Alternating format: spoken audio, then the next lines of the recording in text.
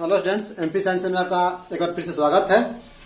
आज हम लोग जो बिहार बोर्ड के सेंटर एग्जाम हुए हैं ना, उसके साइंस के में फिजिक्स का जो क्वेश्चन पूछा हुआ है उसकी हम चर्चा करेंगे और साथ ही साथ जो बोर्ड एग्जाम 2021 में जो पूछे जाने वाले प्रश्न है उनके बारे में चर्चा करेंगे। तो आइए स्टूडेंट देना करते चालू करते हैं।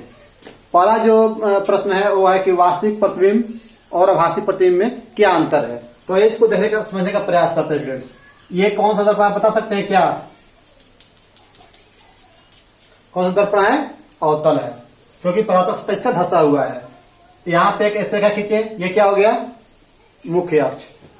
अब मुख्य अक्ष पर कोई एक वस्तु रखते हैं, बीम रखते हैं, तो इसका हमें प्रतिबिंब बनाना है। ये बीम ओए है, तो यहां से एक समांतर किरण चल रही है जो कि एफ से होकर गुजरेगी, ठीक ना, और एक दूसरे किरण जो है सी पर चल रही है, तो सी से पुनः लौटने के बाद में उसी मार्ग पर लौट रही है। इस प्रकार से यहां पे आवी प्रतिबिंब बन रहा है। देख रहे स्टूडेंट्स, इसमें क्या आ रहा है? बीम से आ रही प्रकाश किरणें दर्पण से परावर्तित होने के बाद जिस बिंदु पर काटती है वहां पर जो प्रतिबिंब बन रहा है उल्टा बन रहा है, और यही प्रतिबिंब जो है वास्तविक प्रतिबिंब है, क्योंकि वास्तविक कटान से बन रहा है। अब इसमें थोड़ा सा आभासी प्रतिबिंब वाला देख लें। ये कौन सा दर्पण है? इसका परावर्तक सतह उभरा हुआ है, ये उत्तल है। ये इसका क्या हो गया? मुख्य अक्ष हो गया। एक हम वस्तु को रखे हैं, तब इससे बीम को रखे ओए, एक समानांतर किरण ले गए जो यहां से गुजर रही है, तो लगता है कि ये जो है डॉट डॉट डॉट एफ से होकर निकल रही है, और यहां से एक किरण जो है सी पे आपतित होती है जो कि सी पर से ही गुजर जाती है। इस प्रकार से यहां पे दोनों कट रहा है, यहीं पे जो है वस्तु का प्रतिबिंब आई भी बन रहा है। तो स्टूडेंट्स, हम लोग क्या देख रहे हैं? हम लोग ये देख रहे हैं कि इसमें जो है काटती हुई प्रतीत दर्पण से परावर्तन के बाद में प्रकाश किरण जो है काटती हुई प्रतीत हो रही है, जो कि दर्पण के पीछे बन रहा है प्रतिबिंब और सीधा बन रहा है, यही जो है आभासी या काल्पनिक प्रतिबिंब है। तो स्टूडेंट्स, ठीक इसके उल्टा इसमें होता है। मतलब कि वास्तविक प्रतिबिंब जो है और आभासी प्रतिबिंब अंतर जो बतलाना होगा, तो हमें यह बतलाना है, जैसे कि हम जो बतला रहे हैं इसके ठीक उल्टा आप इसे बताइएगा। वास्तविक प्रतिबिंब जो है बीम से आ रही प्रकाश किरणों के दर्पण से परावर्तन के बाद वास्तविक कटान से बनता है। तो ये किस कटान से बनता है? आभासी कटान से बनता है। ये वस्तु की अपेक्षा उल्टा हो रहा है, और ये वस्तु की अपेक्षा क्या है? सीधा है। इसको हम पर्दे पर प्राप्त नहीं कर सकते हैं। सॉरी, जो वास्तविक है इसको हम पर्दे पर प्राप्त कर सकते हैं, तो इसमें क्या होगा? प्राप्त नहीं कर सकते हैं।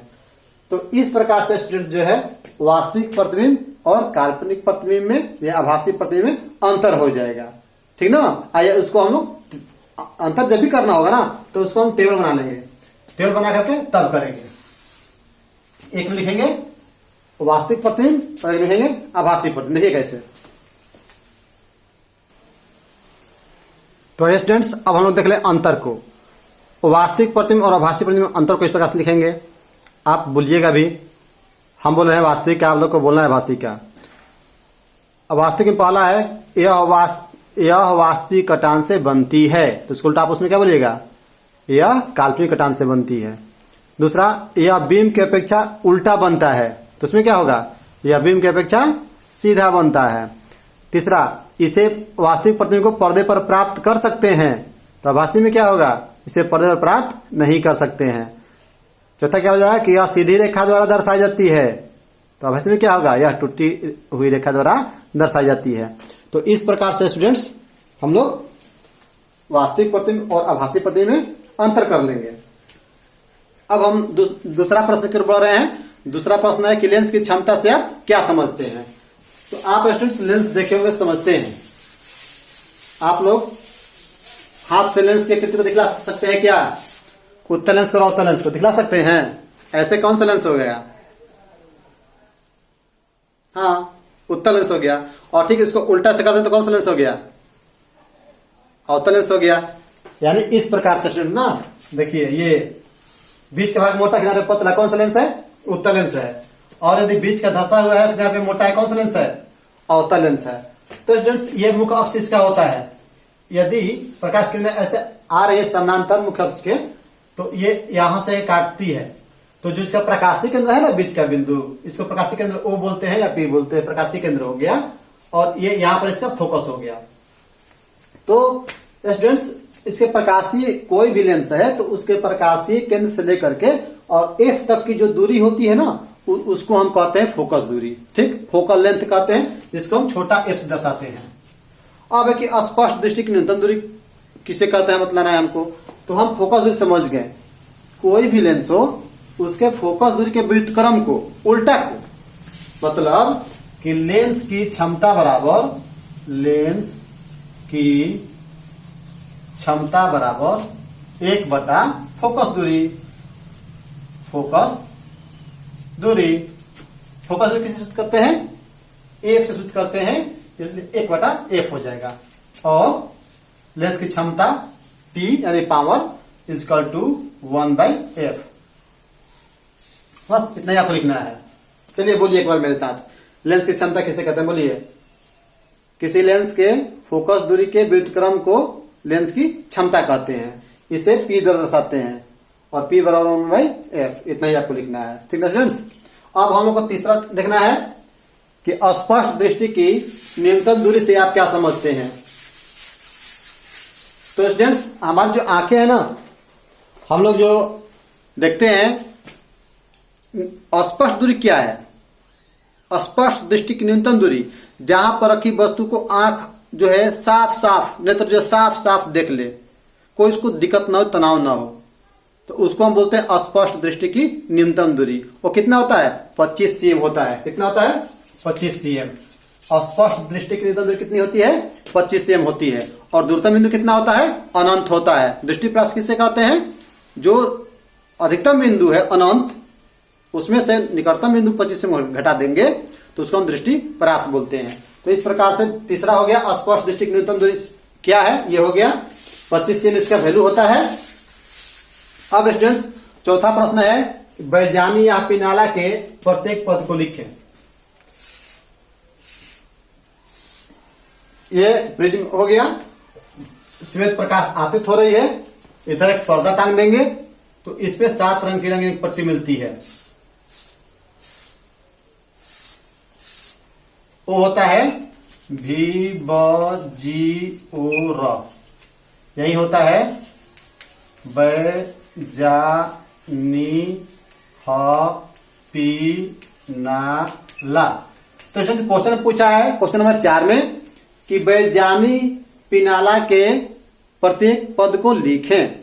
तो वैसे वायलेट बैगनी, जा से इंडिगो जामुनी, नी से नीला यानी कि ब्लू, ह ग्रीन हरा, वाई येलो पीला, ओ ना नारंगी, रेड लाल। इस प्रकार से स्टूडेंट्स जो है, हाँ, एक बहुत ही महत्वपूर्ण प्रश्न बोर्ड एग्जाम में जानते हो क्या है? वह है स्पेक्ट्रम क्या है, वर्ण पट्टी से कहते हैं। तो जो ये रंगीन पट्टी मिल रही है ना, 7 रंगों की रंगीन पट्टी, इसी को वर्ण पट्टी या स्पेक्ट्रम कहते हैं। तो इस प्रकार से, और ये जो 7 रंग की बटने की क्रिया है प्रिज्म द्वारा जो हो रहा है, उसको हम बोलते हैं वर्ण विक्षेपण। इस प्रकार से स्टूडेंट्स जो चौथा क्वेश्चन हो गया। अब नेक्स्ट हम लोग बढ़ेंगे 5वीं क्वेश्चन की ओर कि ओमीटर और आमीटर में क्या अंतर है। अगला प्रश्न है, तो प्रश्न को देख लें। 5वां प्रश्न को आमीटर और वोल्टमीटर में अंतर। 5वीं प्रश्न, आमीटर और वोल्टमीटर में अंतर।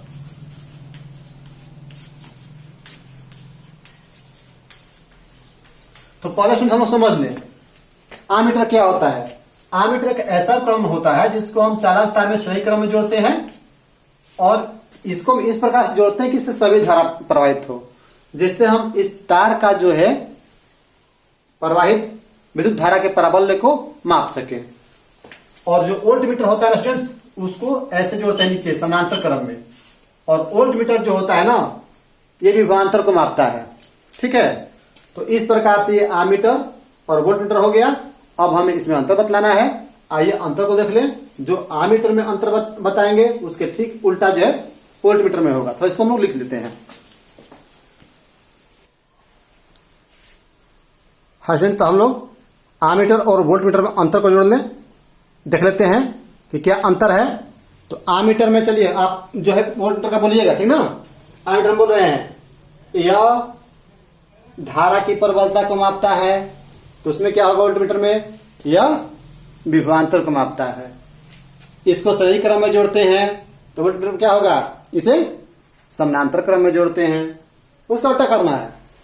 इसका स्केल ए में होता है एम्पियर में, इसका स्केल वोल्ट में होता है।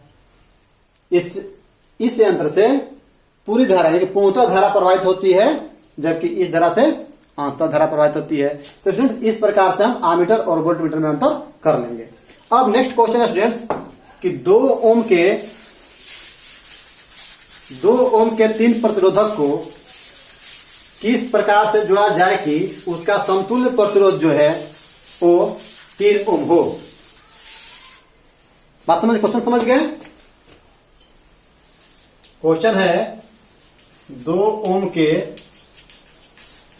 3 प्रतिरोधक को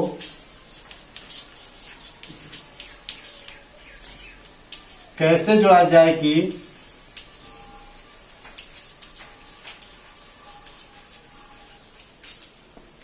जो समतुल्य प्रतिरोध है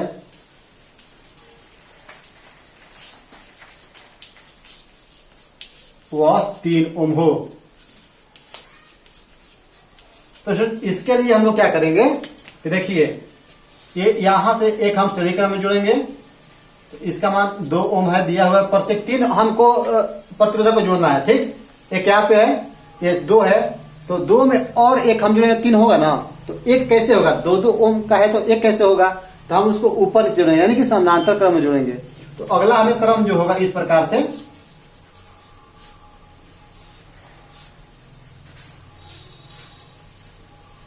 अब देखिए स्टूडेंट्स 3 हो गया ना, 1 2 3 प्रतिरोधक हो गया।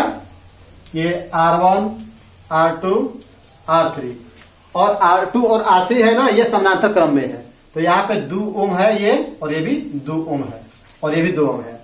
तो इस प्रकार से स्टूडेंट्स इन दोनों का मान जो है 1/2 प्लस 1/2 करेंगे तो 2 हो जाएगा, 1 + 1 यानी कि 2/2, ये कट के कितना हो गया 1 ओम आ गया ना। इस समानांतर क्रम का समतुल्य प्रतिरोध का मान आ गया 1 ओम। इस प्रकार से स्टूडेंट्स हो जाएगा कुल समतुल्य प्रतिरोध जो है वो 3 ओम हो जाएगा। तो इस प्रकार से ये आपका हो गया। इस प्रकार से इसको फिर बना देना है और लिख देना है कि एक जो है एक प्रतिरोधक श्रेणी क्रम में और 2 प्रतिरोधक समानांतर क्रम में जुड़ेंगे, समानांतर क्रम में जोड़ेंगे। ये हो गया स्टूडेंट्स। इस प्रकार से 3 ओम मिल जाएगा, ठीक है स्टूडेंट्स। अब जो है नेक्स्ट प्रश्न है, 7वां क्वेश्चन है कि विद्युत मोटर का सिद्धांत क्या है। तो स्टूडेंट्स विद्युत मोटर आप जानते होंगे, जो विद्युत मोटर होता है क्या करता है, किस ऊर्जा किस में बदलता है। विद्युत मोटर जो है वो विद्युत ऊर्जा को यांत्रिक ऊर्जा में बदलता है। तब हम प्रश्न पूछे सिद्धांत क्या है, थ्योरी क्या है। तो जो विद्युत मोटर है, थोड़ा सा उसको बना लेते फिगर। हाँ, तो ये विद्युत मोटर हो गया स्टूडेंट्स,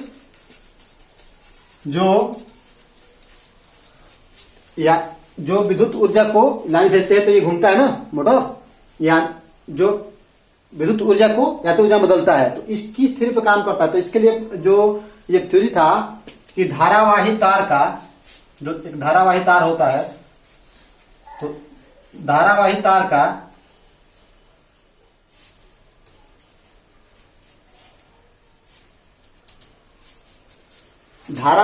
का चुंबक के चारों ओर घूर्णन ही विद्युत मोटर के बनावट का ठोस आधार है या ठोस सिद्धांत है।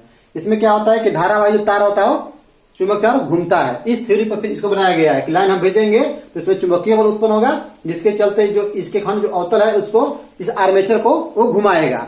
तो इसी घूर्णन के आधार पर ही, वो सिद्धांत पर ही विद्युत मोटर को बनाया गया है। Thank you very much. आज के अंक में इतना ही। यदि आपने मेरे चैनल को अभी तक सब्सक्राइब नहीं किया तो सब्सक्राइब कर लीजिए। हम डेली चर्चा करते रहेंगे इस तरह से। और हाँ, जो बेल आइकन है उसको जरूर मतलब कि दबा दीजिएगा ताकि जो है नोटिफिकेशन आपको मिलता है। Thank you very much students, और शेयर कीजिए ना।